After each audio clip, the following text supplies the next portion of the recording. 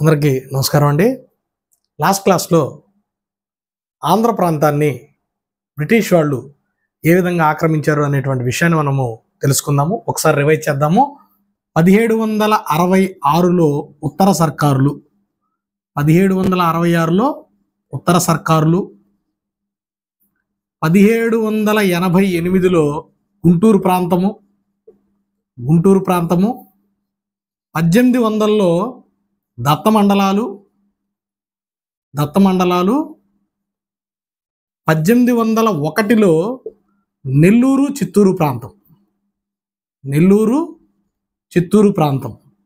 వీటిని 1801లో lord Wellesley ఏం చేశారంటే, లార్డ్ వెలస్లీ ఈ ప్రాంతాలన్నిటితోనూ కలిపి మద్రాసు రాష్ట్రాన్ని ఏర్పాటు చేశాడు. అంటే మనము బ్రిటిష్ వాళ్ళు ఆంధ్ర ప్రాంతంలో ఉత్తర సర్కారులను ఏ విధంగా ఆక్రమించారు, గుంటూరు ప్రాంతాన్ని ఏ విధంగా పొందారు, దత్తమండలాలను ఏ విధంగా పొందారు, అదేవిధంగా నెల్లూరు చిత్తూరు ప్రాంతాలను ఏ విధంగా పొందారు అనేటువంటి విషయాన్ని మనము లాస్ట్ క్లాస్లో తెలుసుకున్నాం. ఈ క్లాస్లో ఈ ప్రాంతాలపైన ఈ కంపెనీ లేదా క్రౌన్ పాలన ఏ విధంగా ఉంది అనేటువంటి విషయాన్ని ఈ క్లాస్లో తెలుసుకున్నాం. ఉత్తర సర్కారులను 1766లో బ్రిటిష్ వాళ్ళు పొందడం జరిగింది, అంటే కంపెనీ వారు పొందడం జరిగింది. ఈ ఉత్తర సర్కారులు బ్రిటిష్ వాళ్ళు పొందడానికన్నా ముందే ఆంధ్రాలో వీళ్ళు మచిలీపట్నము, విశాఖపట్నం, నిజాంపట్నం ఇట్లాంటి ప్రాంతాల్లో వర్తక స్థావరాలని వాళ్ళ ఫ్యాక్టరీలను ఏర్పాటు చేసుకున్నారు. ఈ ఫ్యాక్టరీలు ఏర్పాటు చేసుకుని వాటి పరిరక్షణకు గాను బోర్డ్ ఆఫ్ రెవెన్యూ అనేటువంటి ఒక వ్యవస్థను ప్రవేశపెట్టారండి. బోర్డ్ ఆఫ్ రెవెన్యూ అనేటువంటి ఒక వ్యవస్థని బ్రిటిష్ వాళ్ళు ప్రవేశపెట్టడం జరిగింది. వీటి యొక్క పరిరక్షణ కోసం, ఏది వాళ్ళు ఈ ప్రాంతాల్లో వాళ్ళు ఏర్పాటు చేసుకున్నటువంటి ఫ్యాక్టరీలను పరిరక్షించుకోవడం కోసం బోర్డ్ ఆఫ్ రెవెన్యూని ఏర్పాటు చేయడం జరిగింది. ఈ బోర్డ్ ఆఫ్ రెవెన్యూని 1794లో రద్దు చేశారు. ఈ బోర్డ్ ఆఫ్ రెవెన్యూని 1794లో రద్దు చేసి వాటి స్థానంలో జిల్లా వ్యవస్థని ప్రవేశపెట్టారు. 1794లో జిల్లా వ్యవస్థ ప్రవేశపెట్టబడింది. ఈ జిల్లా వ్యవస్థను ప్రవేశపెట్టబడి ఈ జిల్లా వ్యవస్థకి ఒక కలెక్టర్ వ్యవస్థని సృష్టించారు. కలెక్టర్ అనేటువంటి పదవిని సృష్టించారు. ఈ కలెక్టర్ వ్యవస్థని ప్రవేశపెట్టడం జరిగింది. నిజానికి ఈ కలెక్టర్ వ్యవస్థ 1772 సంవత్సరంలో వారన్ హేస్టింగ్స్ బెంగాల్ ప్రాంతంలో ప్రవేశపెట్టాడు. ఆ విషయం మనం ఇండియన్ హిస్టరీలో చదువుకున్నాం. 1794లో బోర్డ్ ఆఫ్ రెవెన్యూ రద్దు అయ్యి దాని స్థానంలో జిల్లా వ్యవస్థ ప్రవేశపెట్టబడింది. అంటే ఈ ప్రాంతాలన్నింటినీ కూడా కొన్ని జిల్లాల కింద ఏర్పాటు చేయడం జరిగింది. ఒక్కసారి ఇది మనకి ఈ బిట్లు ఇప్పుడు మనం చెప్పబోయేటువంటి ఆ జిల్లాల ఏర్పాటు అనేది మనకి మేబీ బిట్ల రూపంలో అడగడానికి అవకాశం ఉంది, కాబట్టి ఒకసారి జాగ్రత్తగా గమనించాలి. మనకి ఉత్తర సర్కారులు మొత్తం కూడా 5 అని చెప్పుకున్నాం. ఈ ఉత్తర సర్కారుల స్థానంలో మనకి 1794లో బోర్డ్ ఆఫ్ రెవెన్యూ వ్యవస్థ రద్దయ్యి వాటి స్థానంలో జిల్లా వ్యవస్థ ప్రవేశపెట్టబడింది. గంజాం జిల్లా, 2 విశాఖపట్నం, 3 గోదావరి జిల్లాలు, 4ది కృష్ణా జిల్లా, 5 నెల్లూరు జిల్లా. ఈ గోదావరి, కృష్ణా అనేటువంటి 2 జిల్లాల పేర్లు సర్ ఆర్థర్ కాటన్ ఆయన సూచించాడండి. ఈ యొక్క జిల్లా వ్యవస్థలో మనకి ఉత్తర సర్కారులు మొత్తం కూడా మనకు 5 జిల్లాల కింద ఏర్పాటు అవడం జరిగింది. గంజాం జిల్లా, విశాఖపట్నం జిల్లా, గోదావరి జిల్లా, కృష్ణా జిల్లా, నెల్లూరు జిల్లా. అయితే ఇక్కడ మనకు రావాల్సిన డౌట్ ఏంటంటే, యాక్చువల్గా నెల్లూరు అనేటువంటి జిల్లా 1801 సంవత్సరంలో చిత్తూరు, నెల్లూరు అనేటువంటి ప్రాంతాలు ఏర్పడ్డాయని చెప్పి మనం గత క్లాసులో చదువుకున్నాము. 1794లో మనకి బోర్డ్ ఆఫ్ రెవెన్యూ వ్యవస్థ రద్దయ్యి ఆ ప్లేస్లో జిల్లా వ్యవస్థ ఏర్పాటు చేయబడింది. మరి 1794లో నెల్లూరు ఎలా వచ్చింది అని అంటే, మనం ఇక్కడ చాలా జాగ్రత్తగా గమనించాలి. నెల్లూరు సిటీ ప్రాంతము నెల్లూరు జిల్లాగా ఏర్పడింది. 1800లో మనము మనకి లభ్యమైనటువంటి నెల్లూరు చిత్తూరు ప్రాంతాలు కర్ణాటక రాజ్యంలో ఉన్నటువంటి తెలుగు మాట్లాడే ప్రాంతాలని వాళ్ళు తీసుకోవడం జరిగింది. అంటే అప్పట్లో కర్ణాటక రాజ్యంలో కొంత భాగము నెల్లూరు భాగం కొంత కర్ణాటక రాజ్యంలో ఉండేది, మరికొంత ప్రాంతము ఈ మూర్తుజా నగర్ అంటే గుంటూరుకు సంబంధించినటువంటి ప్రాంతంలో నెల్లూరు అనేటువంటి ప్రాంతం ఉండేది. కాబట్టి ఈ యొక్క 5 జిల్లాలని ఉత్తర సర్కారుల్లో వీళ్ళు ఏర్పాటు చేయడం జరిగింది. ఒక కలెక్టర్ వ్యవస్థని ఏర్పాటు చేశారు. మనం అది కూడా చదువుకున్నాం. కలెక్టర్ వ్యవస్థని ఏర్పాటు చేసి కలెక్టర్కి మెయిన్గా ఏమేమి ఇచ్చారంటే భూమి శిస్తు ఇచ్చారండి. కలెక్టర్కి భూమి శిస్తు ఇచ్చారు. అదేవిధంగా శాంతి భద్రతలు, లా అండ్ ఆర్డర్ని శాంతి భద్రతలు బాధ్యత ఇవ్వడం జరిగింది. అదేవిధంగా జిల్లా న్యాయాధికారి కింద కూడా కలెక్టర్కి ఇవ్వడం జరిగింది. ఈ రోజు కూడా ఈ వ్యవస్థ నడుస్తూ ఉందండి. మెయిన్ కలెక్టర్ యొక్క ప్రధానమైన విధి ఏంటంటే భూమి శిస్తును వసూలు చేయడం, శాంతి భద్రతల్ని కాపాడటం, జిల్లా న్యాయాధికారి కింద కూడా పనిచేయడం. అయితే 1816లో ఈ న్యాయాధికారిగా ఉండేటువంటి బాధ్యతల్ని తీసుకేసి వారి స్థానంలో ఒక న్యాయ నిర్వహణ కోసం ఒక ప్రత్యేక అధికారులను 1816లో నియమించారు. అంటే 1794లో జిల్లా వ్యవస్థ ఏర్పడింది. దాంతోపాటు కలెక్టర్ వ్యవస్థను ఇక్కడ ఏర్పాటు చేశారు. కలెక్టర్కి కొన్ని బాధ్యతలను అప్పచెప్పారు. 1816లో ఈ జిల్లా న్యాయాధికారిగా ఉన్నటువంటి బాధ్యతలని ఒక ప్రత్యేకమైనటువంటి అధికారులకి ఇవ్వడం జరిగింది. ఈ రోజు కూడా జిల్లా కలెక్టర్ని మనం జిల్లా మ్యాజిస్ట్రేట్ అని అంటూ ఉంటాం అనమాట. ఈ 5 జిల్లాలు. నెక్స్ట్ దీని తర్వాత మనకి 1800 సంవత్సరంలో ఏర్పడినటువంటి దత్త మండలాలు అంటే ఆ రోజున బళ్ళారి, కడప, కర్నూలు, అనంతపూర్ వీటిని దత్త మండలాలు అన్నారు.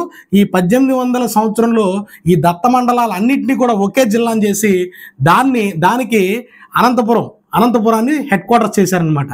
అనంతపురాన్ని హెడ్ క్వార్టర్స్ చేశారు. 1800 దత్త మండలం మొత్తాన్ని కూడా ఒకే జిల్లా కింద తీసుకొని దానికి అనంతపురాన్ని హెడ్ క్వార్టర్స్గా చేయడం జరిగింది. అంటే గంజాం జిల్లా, విశాఖపట్నం జిల్లా, గోదావరి జిల్లా, కృష్ణా జిల్లా, నెల్లూరు జిల్లా, సీడెడ్ జిల్లా ఇవి 1800 కాలం నాటికి ఆంధ్ర ప్రాంతంలో ఉన్నటువంటి జిల్లాలు.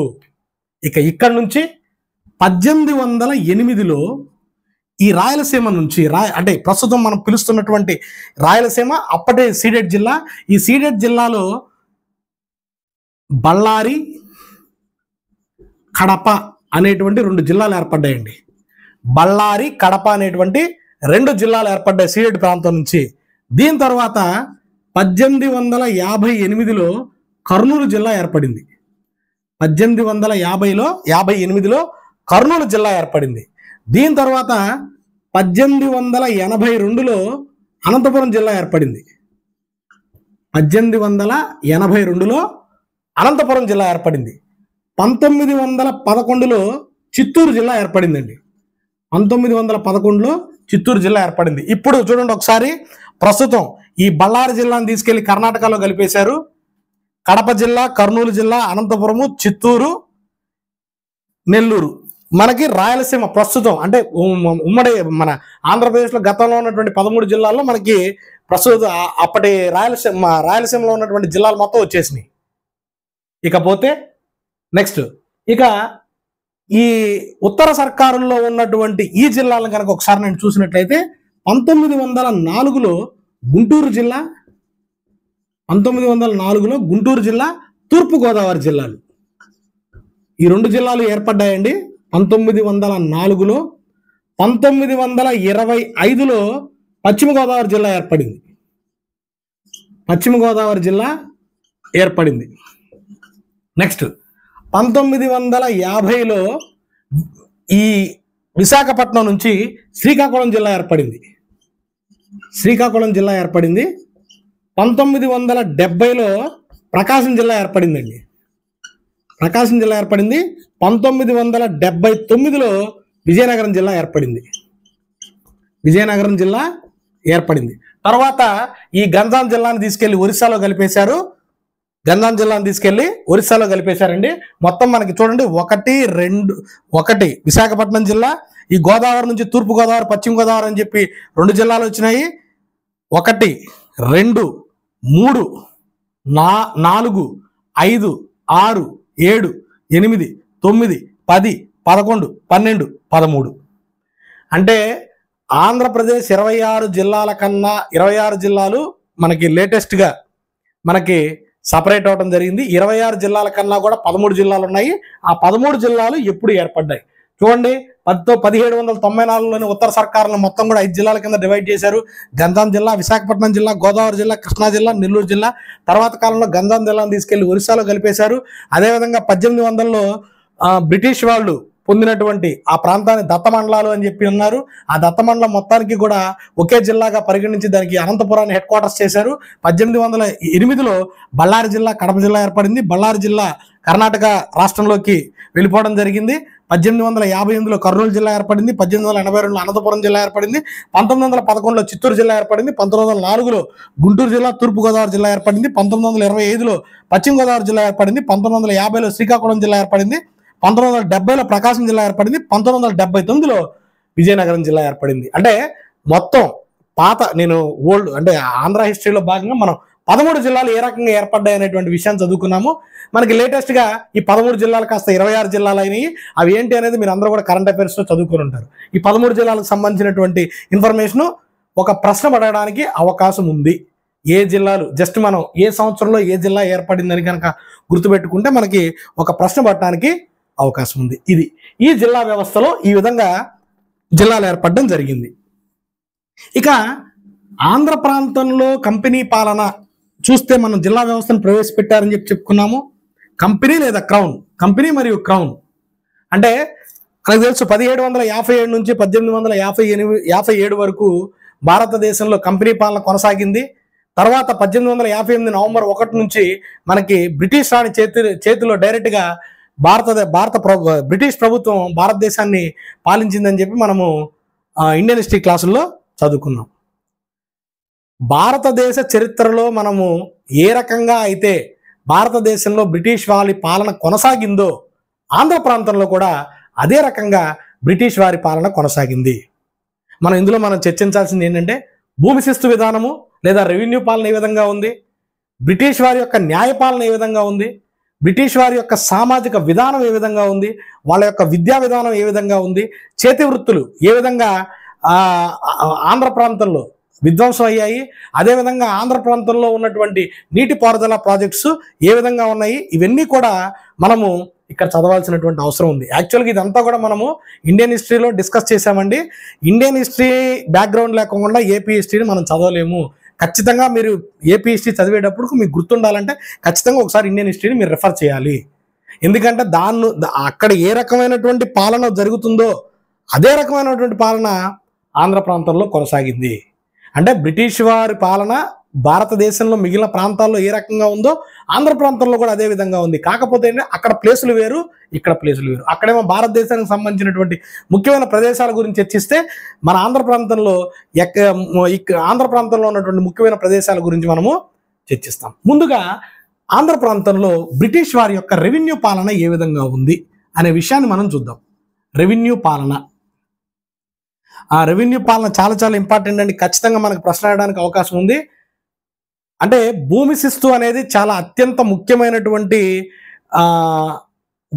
ఆదాయ వనరు కింద మనము చెప్పుకున్నాము. ఆ భారతదేశంలో బ్రిటిష్ వాళ్ళ యొక్క రెవెన్యూ పాలన 3 విధాలుగా కొనసాగింది. శాశ్వత శిస్తు విధానము, రైత్వారి విధానము, మహల్వారి విధానం అనేటువంటి 3 విధానాల గురించి మనము ఇండియన్ హిస్టరీలో చర్చించాము. ఆంధ్ర ప్రాంతంలో కూడా అయ్యే 3 విధానాలు కొనసాగినాయి. అయితే ఈ 3 విధానాల కన్నా ముందుగా మనకి ఆంధ్ర ప్రాంతంలో వేలంపాట విధానం ఉండేదండి. వేలంపాట వ్యవస్థ అంటే భూమిని వీళ్ళు ఏం చేసేవాళ్ళు అంటే ఒక భూమిని ఒక ఎస్టేట్ కింద చూపించేవాళ్ళు. అంటే ఉదాహరణకు ఒక 1000 ఎకరాలు, 2000 ఎకరాలు, లేదంటే 3000 ఎకరాలు, 100 ఎకరాలు ఒక ఎస్టేట్ కింద చూపించి దానికి వేలంపాట నిర్వహించేవాళ్ళు. ఈ వేలంపాటలో ఎవరైనా పాల్గొనొచ్చు. ఒక సంవత్సర కాలానికి ఒక వేలంపాట జరిగేది. ఆ వేలంపాటలో ఉదాహరణకి 1 లక్ష రూపాయలు కనుక అతను వేలంపాటలో ఆ భూమిని దక్కించుకుంటే ఆ సొమ్ము బ్రిటిష్ వారికి చెల్లించి ఆ సంవత్సర కాలంలో వచ్చేటువంటి ఆదాయం మొత్తం కూడా ఆ వేలంపాటలో పాల్గొన్నటువంటి వ్యక్తి తీసుకునేవాడు అనమాట. అయితే ఈ వేలంపాట విధానంలో బ్రిటిష్ వాళ్ళు కొన్ని లోపాలను కనిపెట్టారు. ఏంటంటే బలవంతపు వసూళ్లు. అంటే వేలంపాట ఎవరైతే పాడుతున్నారో అతను బ్రిటిష్ ప్రభుత్వాన్ని నిర్ణయించినటువంటి సొమ్ము కన్నా కూడా ఆ రైతుల దగ్గర నుంచి ఎక్కువ మొత్తంలో కౌలు వసూలు చేస్తూ ఉండేవాడు. ఉదాహరణకు 1000 రూపాయలు పడితే 2000 వసూలు చేసేవాడు. అదేవిధంగా ఈ వేలంపాటదారులందరూ కూడా ఒక సిండికేట్ కింద ఏర్పడిపోయి తక్కువ ధరకే వేలంపాటలో పాల్గొని ప్రభుత్వానికి ఆదాయానికి గండి కొట్టేవాళ్ళు. దాంతోపాటు అధికారులే బినామీ పేర్లతోటి ఈ యొక్క వేలంపాటలో పాల్గొనేవాళ్ళు. అన్నిటికన్నా ముఖ్యమైనది ఏంటంటే ఈ వేలంపాట విధానంలో ఒక సంవత్సరంలో పాల్గొన్నటువంటి వ్యక్తి వచ్చే సంవత్సరం ఉండడు. అంటే సంవత్సరానికి కూడా కొత్త వ్యక్తులు మారుతూ ఉంటారన్నమాట. ఈ వేలంపాట వాడేటువంటి వ్యక్తులు మారుతూ ఉంటారు. ఈ విధంగా ఈ వేలంపాట విధానంలో మనకి ముందుగా ఇది రాయలసీమ సర్కార్, ఉత్తర సర్కారులో ఈ విధానం అమల్లో ఉండేది.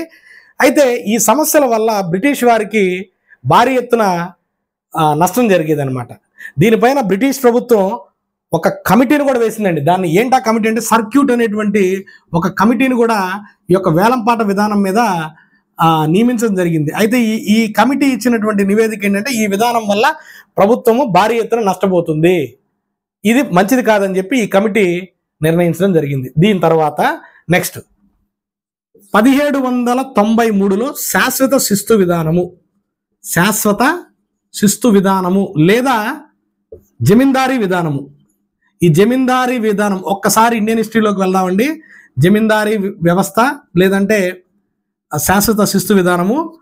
ఈ జమీందారీ వ్యవస్థ 1793 సంవత్సరంలో కార్న్వాలిస్ ప్రవేశపెట్టాడు, బెంగాల్ ప్రాంతంలో ప్రవేశపెట్టాడు. దీని యొక్క రూపకర్త సర్ జాన్ షోర్. కార్న్వాలిస్ ఇండియన్ హిస్టరీని కనుక చూసినట్లయితే 1793లో కార్న్వాలిస్ శాశ్వత శిస్తు విధానాన్ని లేదా జమీందారీ విధానాన్ని బెంగాల్ ప్రాంతంలో ప్రవేశపెట్టాడు. దీని యొక్క రూపకర్త ఎవరంటే సర్ జాన్ షోర్.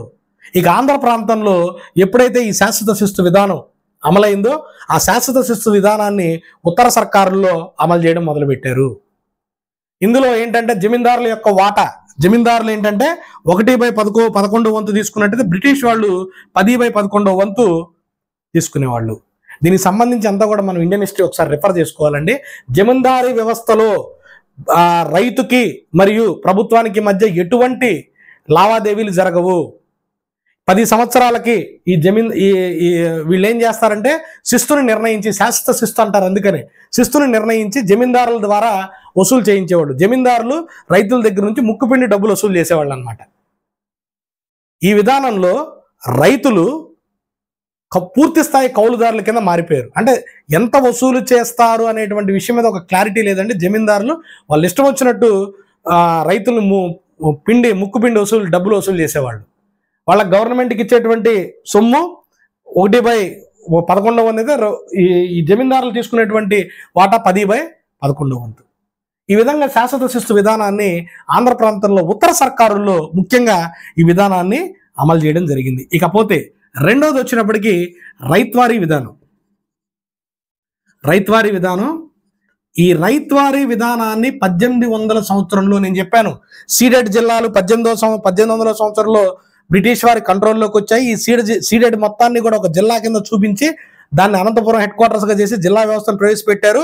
అట్లా సీడెడ్ జిల్లాకి వచ్చినటువంటి మొట్టమొదటి కలెక్టర్ ఎవరంటే థామస్ మన్రో.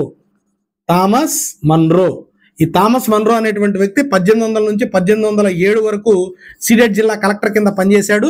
ఈ సీడెడ్ జిల్లా కలెక్టర్గా పనిచేసినటువంటి థామస్ మన్రో రైత్వారీ విధానాన్ని ఇక్కడ ప్రవేశపెట్టడం జరిగింది. ఈ రైత్వారీ విధానాన్ని సీడెడ్ జిల్లాలో ప్రవేశపెట్టడం జరిగింది. అంతకన్నా ముందే దీన్ని అసలు రూపొందించింది ఎవరు అంటే కల్నల్ రీడ్. ఈ కల్నల్ రీడ్ అనేటువంటి వ్యక్తి బారామహల్ కలెక్టర్గా ఉండేవాడండి. బారామహల్ కలెక్టరు, అతని కింద అసిస్టెంట్ కలెక్టర్ కింద పనిచేసినటువంటి ఈ యొక్క థామస్ మన్రో, వీళ్ళిద్దరూ కలిసి ఈ విధానాన్ని రూపొందించారు. ఈ విధానాన్ని రూపొందించి దీన్ని మొట్టమొదటిసారిగా సీడెడ్ జిల్లాలో దీన్ని అమలు చేయడం జరిగింది. సీడెడ్ జిల్లాలో అమలు చేసినటువంటి ఈ విధానంలో ఇక్కడ జమీందారులు ఉండరండి. ప్రభుత్వ అధికారులే డైరెక్ట్గా రైతుల దగ్గర నుంచి పన్నులు వసూలు చేసేవాళ్ళు. దాంతోపాటు రైతులకు పట్టాలు ఇవ్వబడేవి, అంటే భూమి పట్టాలు ఇవ్వబడేవి. అయితే ఈ విధానంలో ఉన్నటువంటి లోపం ఏంటంటే పన్ను అనేది వచ్చిన పంటపై కాకుండా భూమిపై వేసేవాళ్ళు. అది ఇందులో ఉన్నటువంటి లోపం. రైతువారీ విధానంలో ఉన్నటువంటి లోపం ఏంటంటే వచ్చినటువంటి వేసేటువంటి ఆ పన్ను ఏదైతే ఉందో అది వచ్చినటువంటి పంట మీద వేసేవాళ్ళు తప్ప పంట మీద కాకుండా భూమిపైన వేసేవాళ్ళు. అంటే ఒక్కొక్క సంవత్సరంలో మనకి పంట బాగా పండుండొచ్చు, ఒక్కొక్క సంవత్సరంలో వర్షాభావ పరిస్థితుల వల్ల పంట సరిగ్గా పండుకోకపోవచ్చు. వాటితో సంబంధం లేకుండా కేవలం భూమిపైనే ఈ రైతువారీ విధానంలో రైతుల దగ్గర నుంచి పన్నులు వసూలు చేయడం జరిగేది. అది ఈ విధానంలో ఉన్నటువంటి ఒక లోపం. ఇక ఇక మూడోది మహల్వారీ విధానం. మహల్వారీ విధానము, ఈ మహల్వారీ విధానము అంటే ఏమిటంటే రైతువారీ విధానము, శాశ్వత శిస్తు విధానము, ఈ రెండు కలగలిపి ఉన్నటువంటి విధానాన్ని మహల్వారీ విధానం అంటారు. ఈ మహల్వారీ విధానాన్ని 1833 సంవత్సరంలో ఆగ్రా వాయువ్య ప్రావిన్సులలో మనకి విలియం బెంటిక్ ప్రవేశపెట్టాడండి. మనం ఇండియన్ హిస్టరీని కనుక ఒకసారి చూసినట్లయితే దీన్ని అభివృద్ధి చేసింది ఎవరు అంటే మెక్కంజీ, ఆర్ఎం బర్డ్ అనేటువంటి వాళ్ళు ఈ యొక్క మహల్వారీ విధానాన్ని అభివృద్ధి చేయడం జరిగింది. దీన్ని విలియం బెంటిక్ ఆగ్రా వాయువ్య రాష్ట్రాల్లో దీన్ని అమలు చేశాడు. ఇక ఆంధ్ర ప్రాంతానికి వస్తే నెల్లూరు, చిత్తూరు ప్రాంతాల్లో, నెల్లూరు, చిత్తూరు ఈ బిట్ ఇంతకుముందు గతంలో అడిగినట్టున్నారండి. మహల్వారీ విధానం నెల్లూరు జిల్లాలో అమలు చేశారు. నెల్లూరు, చిత్తూరు జిల్లాల్లో దీన్ని అమలు చేయడం జరిగింది.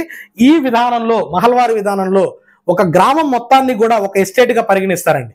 గ్రామం మొత్తాన్ని కూడా ఒక ఎస్టేట్గా పరిగణించి ఆ గ్రామ ఎస్టేట్ నుంచి వచ్చేటువంటి ఆదాయాన్ని గ్రామ కమిటీ ద్వారా ప్రభుత్వానికి అందజేస్తారు. ఒక గ్రామ కమిటీ ద్వారా ప్రభుత్వానికి అందజేస్తారు.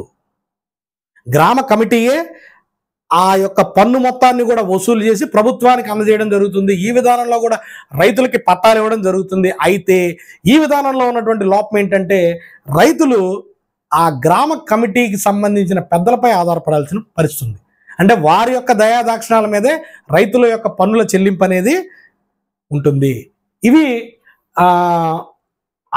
కంపెనీ పాలనలో ఆంధ్రప్రదేశ్లో అమలు చేసినటువంటి రెవెన్యూ పాలన. ఇదంతా కూడా మనం ఆల్రెడీ ఇండియన్ హిస్టరీలో మనం చదువుకున్నామండి. ఒక్కసారి మళ్ళీ నేను చెప్తాను, జస్ట్ హెడ్లైన్స్ చెప్తాను. వేలంపాట విధానాన్ని మొట్టమొదటిసారిగా ప్రవేశపెట్టారు. అయితే దీంట్లో అనేక లోపాలు ఉండటం వల్ల మనకి శాశ్వత శిస్తు విధానము లేదా జమీందారీ విధానాన్ని ప్రవేశపెట్టడం జరిగింది. జమీందారీ విధానాన్ని కార్న్వాలిస్ 1793లో బెంగాల్ ప్రాంతంలో ప్రవేశపెట్టాడు. ఇక ఆంధ్ర ప్రాంతానికి వస్తే ఇది ఉత్తర సర్కారులోను, రాయలసీమ ప్రాంతాల్లో ఇది అమల్లో ఉండేది. ఇక్కడ ఈ శాశ్వత శిస్తు విధానంలో మొత్తం 10 సంవత్సరాలకు గాను జమీందారులకి హక్కులు ఇవ్వబడేవి. జమీందారులు రైతుల దగ్గర నుంచి పన్నులు వసూలు చేసి ఒకసారిగా పన్నులు వసూలు చేసేవాళ్ళు. ఇక్కడ ఏంటంటే రైతులు పూర్తిగా కౌలుదారుల కింద మారిపోవడం జరిగింది. అయితే రైతువారీ విధానాన్ని 1800 సంవత్సరంలో సీడెడ్ జిల్లా కలెక్టర్గా వచ్చినటువంటి థామస్ మన్రో దీన్ని అమలు చేశాడు. 1800 నుంచి 1807 వరకు సీడెడ్ జిల్లాలో థామస్ మన్రో కలెక్టర్గా పనిచేశాడు. ఈ విధానాన్ని అభివృద్ధి చేసింది కల్నల్ రీడ్. బారామహల్ కలెక్టర్ అయినటువంటి కల్నల్ రీడ్ మొట్టమొదటిసారిగా బారామహల్ ప్రాంతంలోని ఈ రైతువారీ విధానాన్ని ప్రవేశపెట్టారు. థామస్ మన్రో 1820లో, ఈ పాయింట్ చెప్పడం మర్చిపోయానండి, 1820 నుంచి 1827 వరకు 27లో మద్రాసు రాష్ట్రానికి గవర్నర్గా పనిచేశాడండి. ఒకసారి జాగ్రత్తగా గమనించండి. రైతువారీ విధానాన్ని థామస్ మన్రో 1800 నుంచి 1807 మధ్యలో సీడెడ్ జిల్లాలో మాత్రమే ప్రవేశపెట్టాడు. 1820 నుంచి 1827 వరకు ఈయన మద్రాసు రాష్ట్రం మొత్తానికి కూడా గవర్నర్గా ఈయన నియమించబడడం జరిగింది. దీంతో టోటల్ ఆంధ్ర ప్రాంతం మొత్తం కూడా రైతువారీ విధానాన్ని 1820 సంవత్సరంలో థామస్ మన్రో అమలు చేయడం జరిగింది. ఆ విషయాన్ని మనం గుర్తుపెట్టుకోవాలి. 1800 నుంచి 1807లో కేవలం సీడెడ్ జిల్లాలోనే అమల్లో ఉన్నటువంటి రైతువారీ విధానము 1820 నుంచి 1827 వరకు మొత్తం ఆంధ్ర ప్రాంతంలో ఈ యొక్క విధానాన్ని అమలు చేయడం జరిగింది. అయితే ఈ విధానంలో ఉన్నటువంటి లోపం ఏంటంటే ఆ పన్ను పంటపై కాకుండా భూమిపై విధించడం దీంట్లో ఉన్నటువంటి లోపం. ఇకపోతే మహల్వారీ విధానము నెల్లూరు, చిత్తూరు జిల్లాల్లో దీన్ని అమలు చేసేవాళ్ళు. ఈ నెల్లూరు, చిత్తూరు జిల్లాల్లో అమలు చేసింది 1800 అసలు యాక్చువల్గా ఈ మహల్వారీ విధానం 1833లో విలియం బెంటిక్ ఆగ్రా ప్రాంతంలోను వాయువ్య ఈశాన్య రాష్ట్రాల్లో దీన్ని అమలు చేయడం జరిగింది. ఇక ఆంధ్ర ప్రాంతంలో నెల్లూరు, చిత్తూరు ప్రాంతంలో ఈ యొక్క మహలవారి విధానాన్ని అమలు చేశారు. గ్రామ కమిటీల ద్వారా పన్నులు వసూలు చేసి ప్రభుత్వానికి చెల్లించడం జరిగింది. థామస్ మన్రో చాలా ఇంపార్టెంట్ పర్సనాలిటీ అండి. కొంతమంది ముఖ్యమైనటువంటి ఆంగ్లేయ అధికారులు ఉన్నారు. థామస్ మన్రో కానీ, చార్లెస్ విల్కిన్స్ కానీ, రెఫరెండం నోబుల్ కానీ, ఇటువంటి వాళ్ళ గురించి కూడా, సర్ ఆర్థర్ కాటన్ కానీ, ఇటువంటి వాళ్ళు కూడా ఆంధ్ర భాషకి, ఆంధ్ర ప్రాంతానికి చేసినటువంటి సేవలను కూడా మనము ఒకసారి డిస్కస్ చేయాల్సిన అవసరం ఉంటుంది. వాళ్ళ గురించి కూడా మనం చర్చిద్దామండి. ఇది ఆంధ్ర ప్రాంతంలో కంపెనీ పాలనలో రెవెన్యూ పాలన ఏ విధంగా ఉందనేది. నెక్స్ట్ క్లాస్లో వారి న్యాయపాలన ఏ రకంగా ఉంది, సామాజిక విధానాలు ఏ విధంగా ఉన్నాయి, అదేవిధంగా ఆంధ్ర ప్రాంతంలో వచ్చినటువంటి క్రైస్తవ మిషనరీలు, వీటికి సంబంధించినటువంటి విషయాలు చర్చిద్దాం. Thank you.